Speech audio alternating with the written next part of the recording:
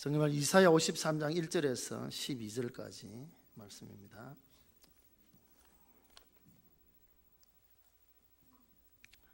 이사야 53장 1절에서 12절 말씀 봉독을 하겠습니다. 우리가 전한 것을 누가 믿었느냐? 여호와의 팔이 누구에게 나타났느냐?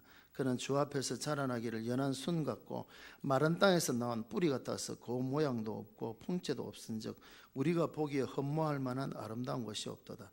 그는 멸시를 받아 사람들에게 버림받았으며 간고를 많이 겪었으며 진로를 아는 자라 마치 사람들이 자기에게서 얼굴을 가리우는 것 같이 멸시를 당하였고 우리도 그를 귀히 여기지 아니하였도다. 그는 실로 우리의 질고를 지고 우리의 슬픔을 당하였거늘 우리는 생각하기를 그는 징벌을 받아 하나님께 맞으며 고난을 당한다 하였노라. 그가 찔림은 우리의 허물 때문이요 그가 상함은 우리의 죄악 때문이라. 그가 징계를 받음으로 우리는 평화를 누리고 그가 채찍에 맞음으로 우리는 나음을 받았도다. 우리는 다 양 같아서 그릇 행하여 각기 제 길로 갔거늘 여호와께서는 우리 모두의 죄악을 그에게 담당시켜도다. 그가 곤욕을 당하여 괴로울 때에도 그 입을 열지 아니하였으며 마치 도수장으로 끌려가는 어린 양과 털 깎는 자 앞에서 잠잠한 양같이 그의 입을 열지 아니하였도다. 그는 곤욕과 신문을 당하고 끌려갔으나 그 세대 중에 누가 생각하기를 그가 살아있는 자들의 땅에서 끊어지면 마땅히 형벌받을 내 백성의 허물 때문이라 하였으리요. 그는 강포를 행하지 아니하였고 그 입에 거짓이 없었으나 그의 무덤이 악인들과 함께 있었으며 그가 죽은 후에 부자와 함께 있었도다.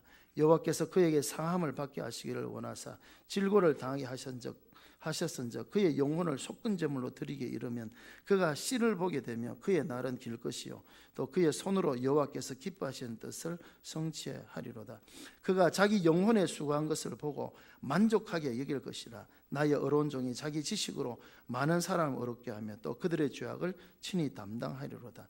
그러므로 내가 그에게 존귀한 자와 함께 몫을 받게 하며 강한 자와 함께 탈취한 것을 나누게 하리니 이는 그가 자기 영혼을 버려 사망에 이르게 하며 범죄자 중 하나로 헤아림을 받았습니다. 그러나 그가 많은 사람의 죄를 담당하며 범죄자를 위하여 기도하였느니라. 아멘. 할렐루야. 찬양대 찬양하겠습니다.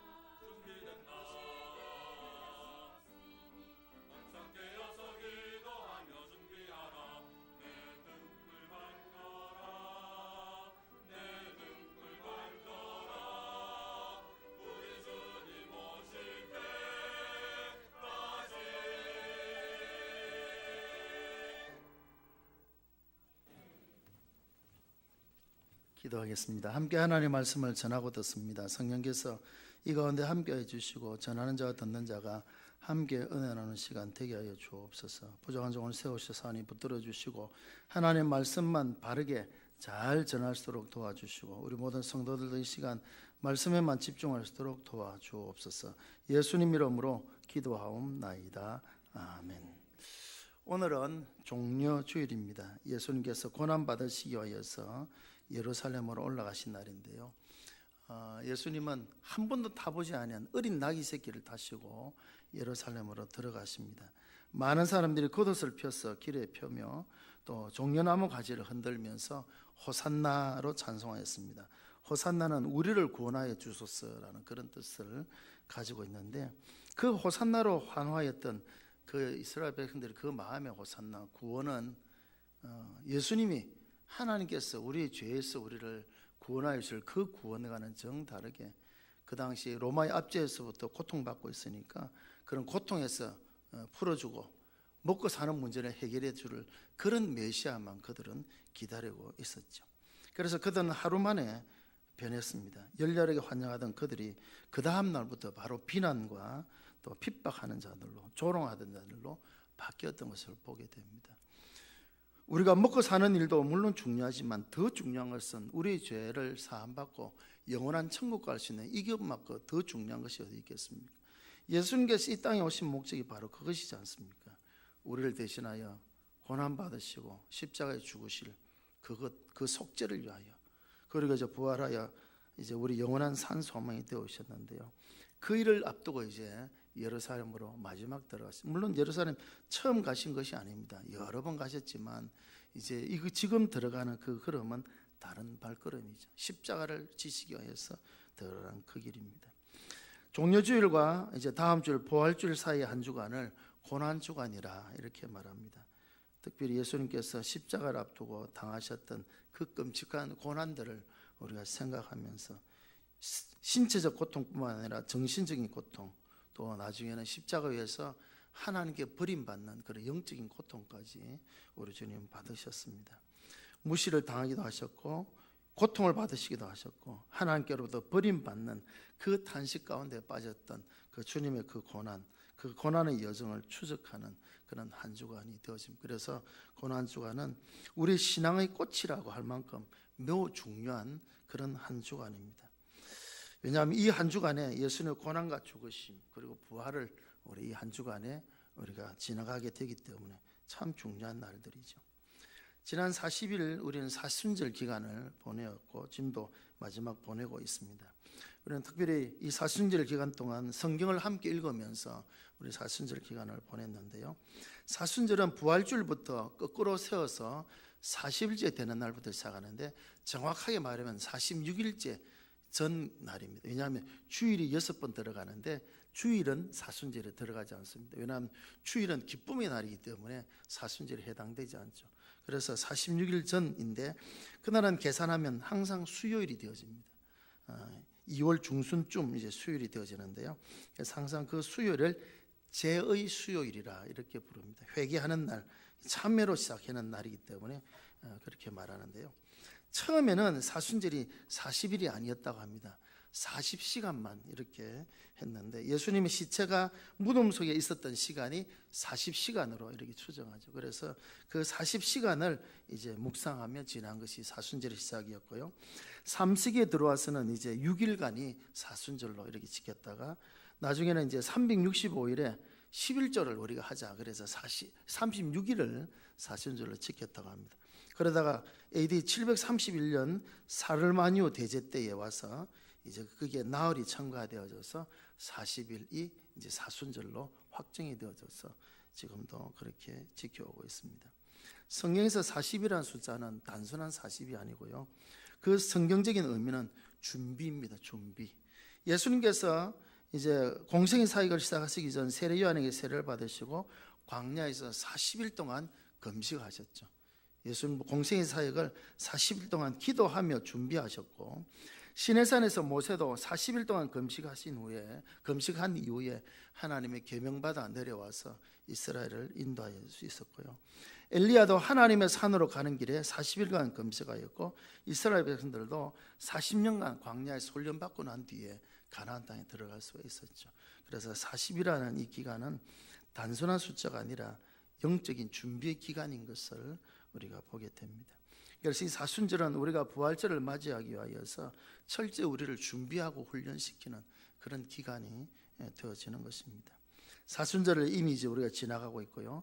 이제 마지막 한 주간 남았는데 이 고난주간은 사순절의 마지막 한 주간이 되어지죠. 잘 지키고 잘 준비하여서 정말 십자가의 은혜에 동참하며 부활의 영광을 맛볼 수 있는 그런 저와 여러분들이 되시기를 바랍니다. 고난은 축복의 통로가 된다라는 그런 말이죠. 고난이라는 통로가 없으면 축복의 자리에 이를 수가 없다라는 그런 표현이 되었습니다. 성경에 나오는 많은 믿음의 위인들은 보면 반드시 죄가 있어서 고난 받은 것은 아닙니다. 욥도 그랬고 요셉도 그랬고 다니엘도 그랬고 다윗도 그랬고 자기의 잘못 때문이 아니었습니다. 그럼에도 불구하고 그들은 고난을 당했던 것을 우리가 봅니다. 하나님 우리에게 또 여러 가지 고난을 주실 때가 있는데요. 그러나 그 고난은 하나님께 우리에게 주시는 연단의 과정인 것을 우리가 보게 되어집니다. 하나님을 믿는 백성에게 때로는 알 수 없는 이유 때문에 고난이 올 때가 있습니다. 그럼 우리는 그렇게 생각하죠. 왜 하나님께서 내 이런 고난을 주실까? 왜 내게 이런 일이 닥치는가? 왜 나에게만 이런 어려움이 있을까라고 하면서 불평하고 원망하기 쉬운데, 그러나 중요한 것은 원인은 어떻게 되어졌든지 중요한 것은 고난은 하나님 우리에게 축복을 주시기 위한 통로가 된다라고 하는 것이죠. 통로가 된다. 그래서 고난당하는 우리가 할 수 있는 일 또한 해야 하는 일은 하나님만을 신뢰하고 기다리는 것이다 라는 것입니다. 고난당한 자의 가장 대표적인 경우가 욥이지 않습니까? 욥은 정말 하나님 인정하시는 의인이었지만 그가 엄청난 고난을 당했죠. 그러면서 그가 고백합니다. 나도 모른다. 내가 왜 이런 일을 당하는지 나도 모른다. 친구들이 와서 막 그러죠. 네 뭐 죄가 있어서 그러지 않느냐. 죄가 있으면 빨리 회개하라. 네 고난이 그냥 오느냐라고 말할 때 나도 모른다. 나는 이 고난 받을 만한 이유가 없다. 그러면서 욥이 그렇게 말하죠. 나의 가는 길을 오직 그가 하신다. 나도 몰라. 나는 모르지만 하나님이 나보다 더 잘 알고 계시고 결국 나를 인도해 가신다라는 것이죠. 사실 우리가 고난의 원인을 다 깨닫는다 할지라도 그 깨달음으로 우리의 상황을 바꿀 수 있는 것은 아닙니다. 우리는 오히려 그런 고난 가운데서 우리가 할 일은 더욱더 하나님을 신뢰하고 의지하는 그런 삶을 살아가는 그런 우리가 되어야 되는 것이죠. 예수님께서도 고난을 받으셨습니다. 예수님 우리가 잘 아는 대로 죄 없으신 분이지 않습니까? 아담의 후손이 아니라 여자의 후손으로 이 땅에 오셔서 그는 원죄도 없으신 그런 분이시지 않습니까? 빌라도가 재판을 해본 결과 나는 이 사람에 대해서 아무런 죄도 찾지 못하겠노라고 죄 없으심이 천하에 드러났습니다만 예수님은 가장 흉악한 죄인이 지는 그 십자가를 지셨습니다. 그는 자신의 죄 때문이 아니라 우리의 죄를 대신 지시고 우리가 받을 그 고난을 대신 당하신 것입니다. 오늘 이사야 53장의 말씀 우리가 읽었는데요.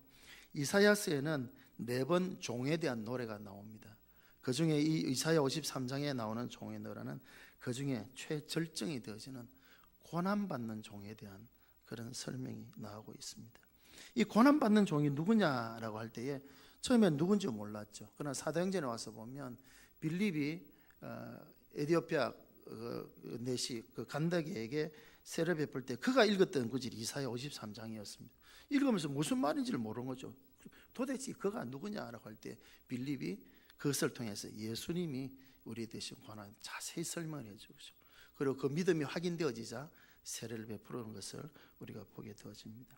결국 이사야 53장에 말하는 고난받는 종, 죄가 있어서가 아닙니다. 아무런 죄가 없지만 고난받는 그 종은 결국 우리 죄를 대신한 십자가에 죽으실 그 예수님을 여기서 보여주고 있는 것입니다.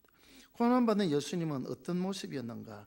2절과 3절에 보면 그는 연한 순 같고 마른 땅에서 나온 뿌리 같아서 그 모양도 풍채도 흠모할 만한 아름다운 것이 없다라고 그렇게 표현하죠.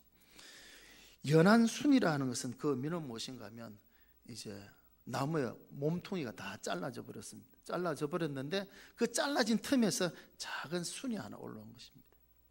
몸통은 이만큼 건데 순은 조그맣게 올라오죠. 그러니까 별 볼품이 없는 거예요. 별 볼품.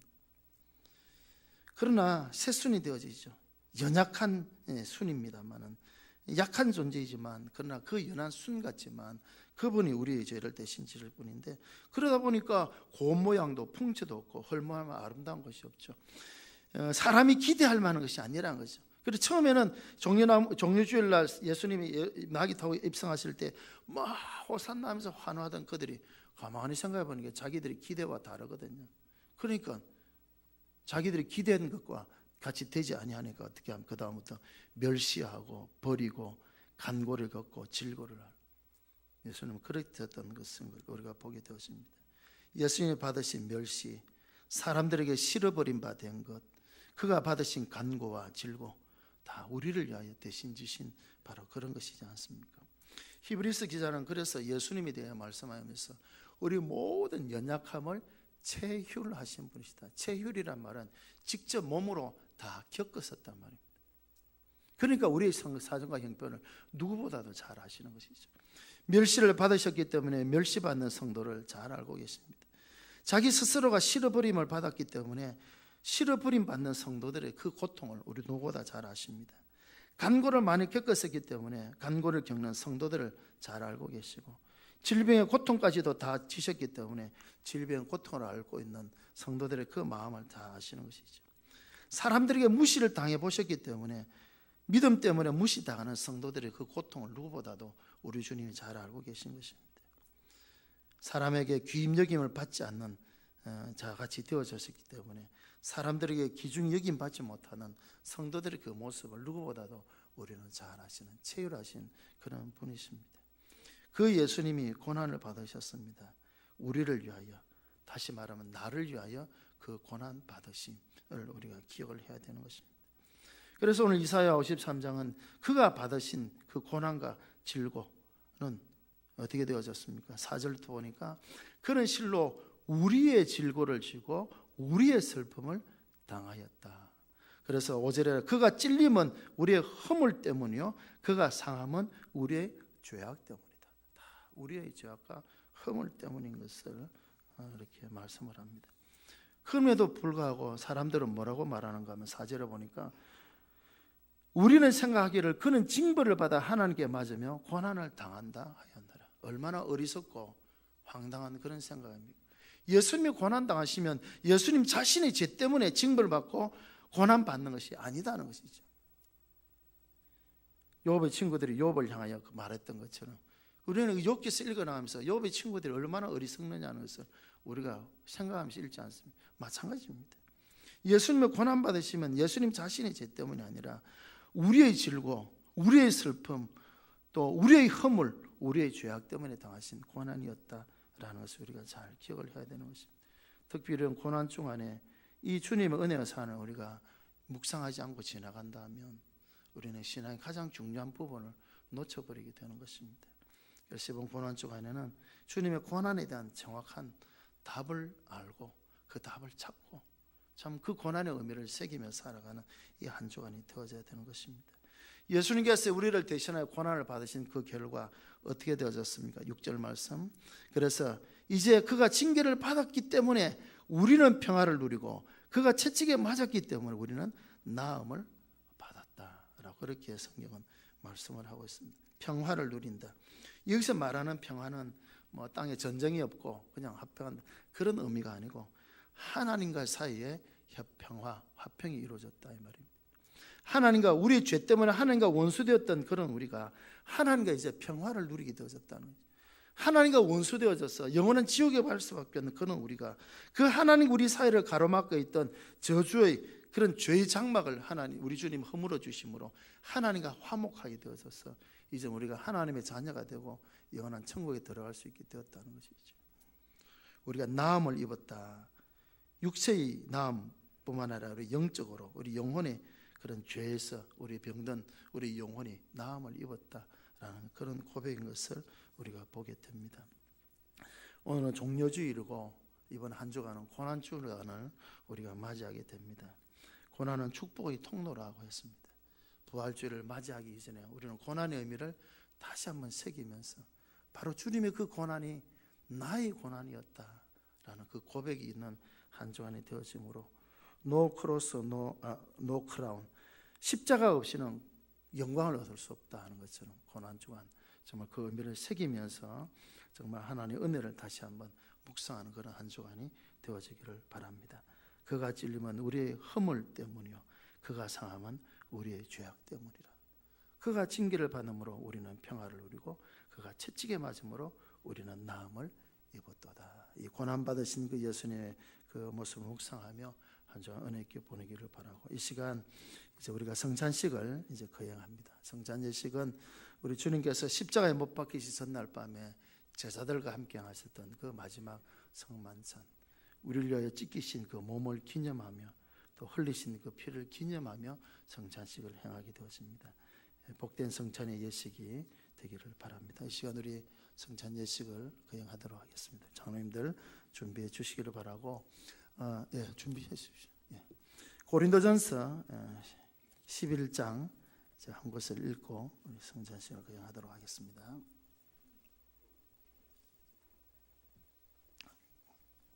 고린도전서 11장 23절부터 29절까지 말씀을 제가 봉독해 드리겠습니다. 내가 너희에게 전한 것은 주께 받은 것이니 곧 주 예수께서 잡히시던 밤에 떡을 가지사 축사하시고 때에 이르시되 이것은 너희를 위하는 내 몸이니 이것을 향하여 나를 기념하라 하시고, 식후에 또한 그와 같이 잔을 가지시고 이르시되 이 잔은 내 피로 세운 새 언약이니 이것을 향하여 마실 때마다 나를 기념하라 하셨으니 너희가 이 떡을 먹으며 이 잔을 마실 때마다 주의 죽으심을 그가 오실 때까지 전하는 것이니라. 그러므로 누구든지 주의 떡이나 잔을 합당하지 않게 먹고 마시는 자는 주의 몸과 피에 대하여 죄를 짓는 것이니라.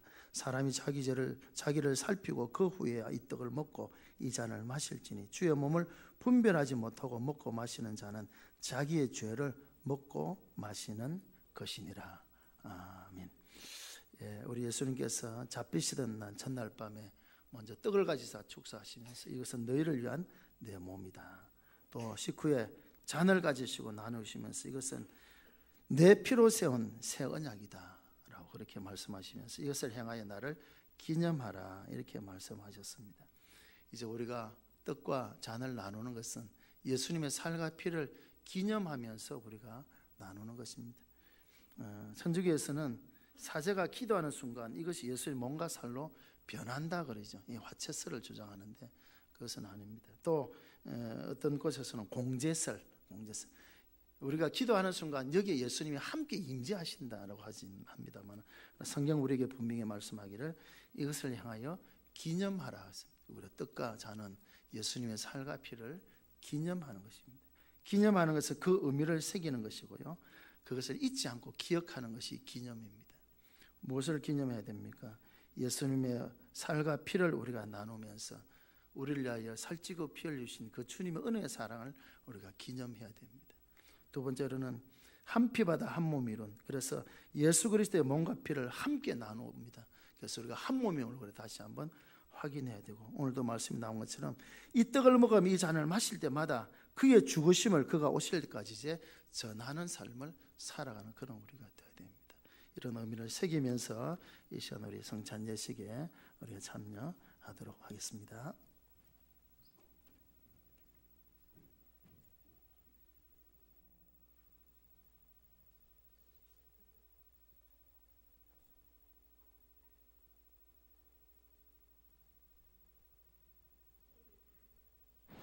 일정 그 유치부실과 3층 유아실에 있는 분들은 좀 이렇게 밖으로 나오시면 빨리 좀 진행이 될 수 있을 것 같습니다.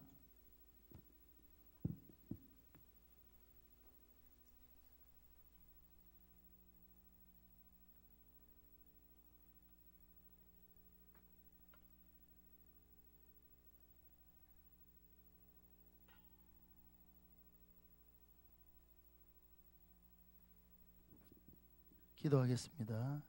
예수님께서 잡히시던 전날 밤에 제자들과 함께 성만찬을 제정하셨습니다. 이 시간 우리가 예수님의 그 몸을 기념하며 이 시간 떡을 나눕니다. 이 떡을 참 먹을 때마다 주님의 그 은혜와 사랑을 기억하게 하시고 한 몸임을 확인하며 그의 죽으심을 전하는 삶을 살아가는 그런 우리가 되게 하여 주옵소서. 감사를 드리오며 예수님 이름으로 기도하옵나이다. 아멘.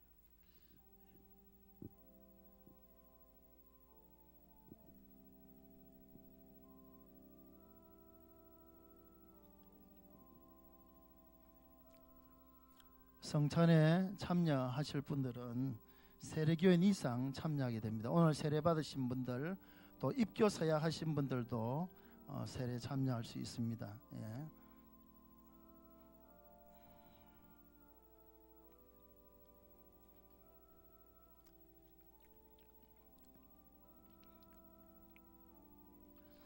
성찬은 예수 그리스도께서 명하신 바를 따라 떡과 포도주를 나눔으로 그분의 죽으심을 기념하는 특별한 성례가 되어집니다.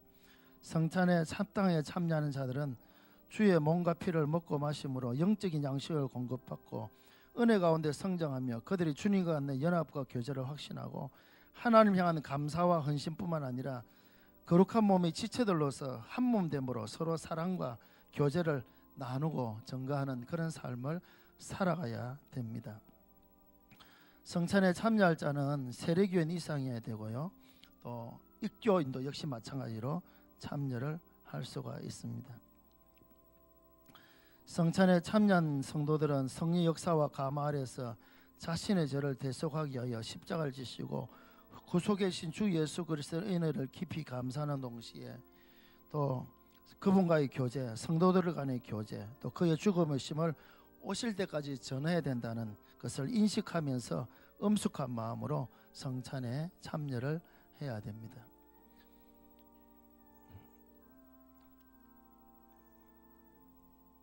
예수께서 잡히시던 밤에 떡을 가지사 축사하시고 떼어 이르시되 이것은 너희를 위하는 내 몸이니 이것을 향하여 나를 기념하라 하셨습니다. 그래서 우리가 떡을 나누는 것은 예수님께서 우리를 위하여 주시는 그 몸, 찢기신 그 몸을 기념하여 우리가 떡을 나눕니다.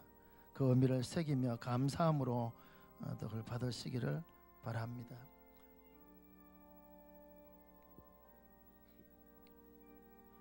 사청에 다 받았습니까?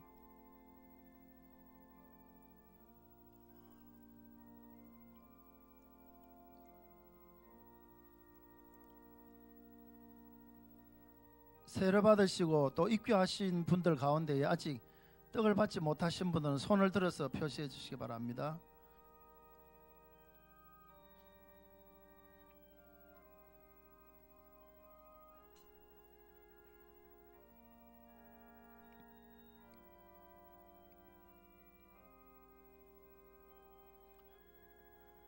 예, 세례 받고 입교하신 분들 가운데 떡 받지 못하신 분, 손을 들어 표시해 주시기 바랍니다.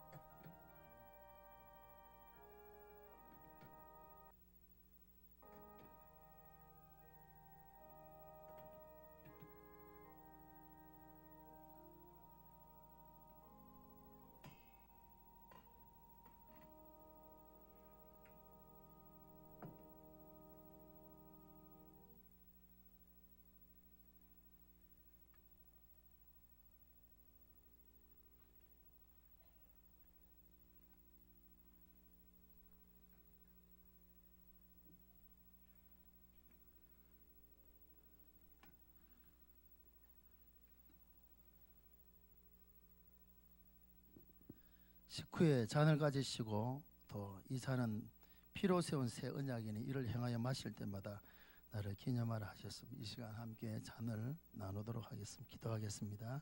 사랑의 하나님, 이 시간 주님 피로 세우신 새 언약으로 주셨던 그 잔을 이 시간 나누기를 원합니다. 십자가에 흘리신 그 주님의 보혈의 피를 기념하며 이 잔을 마실 때 특별한 은혜와 감동이 있게 하시고 정말 새로운 삶을 다짐하는 그런 우리가 되게 하여 주옵소서. 주님 이 가운데 함께해 주시기를 원하옵고 예수님 이름으로 기도하옵나이다. 아멘.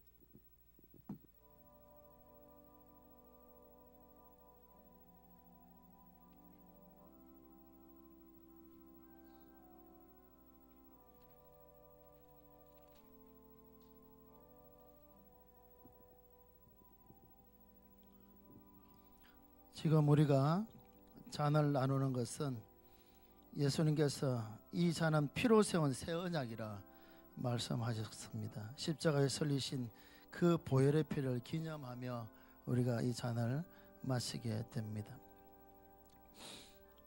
예수 나를 위하여 십자가를 질 때 세상 죄를 지시고 고초 당하셨네. 예수님 예수님 나의 죄 위하여 보배 피를 흘리니 죄인 받으소서.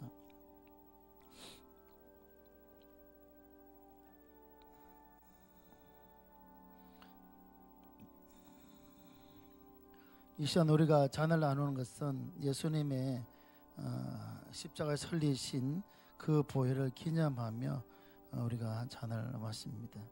감사하며 감격하며 이 잔을 받을 수 있기를 바랍니다.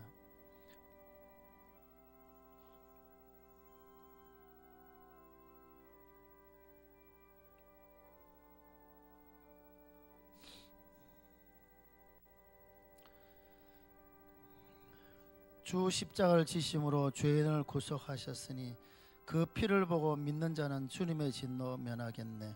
내가 그 피를 유월절 그 양의 피를 볼 때에 내가 늘 넘어서 가리라. 주의 피로 이룬 샘물 참 깊고 넓도다.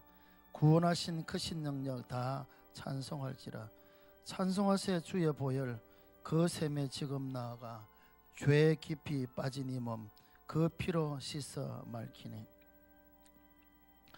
죄에서 자유를 얻게 하면 보혈의 능력 주의 보혈 시험을 이기고 승리하니 참 놀라운 능력이로다. 주의 보혈 능력이 또다. 주의 피 믿으오. 주의 보혈 그 어린 양의 매우 귀중한 피로다. 눈보다 더 희게 맑히는 것 보혈의 능력 주의 보혈 부정한 모든 것 맑히시니 참 놀라운 능력이로다.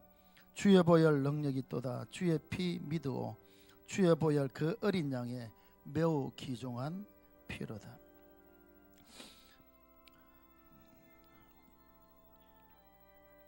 주의 확실한 약속의 말씀 듣고 주만 믿으면 구원을 얻으리라. 할렐루야 할렐루야 내가 예수를 믿어 그의 흘리신 피로 내 죄 씻었네. 할렐루야 할렐루야 내가 예수를 믿어 그의 흘리신 피로 내 죄 씻었네.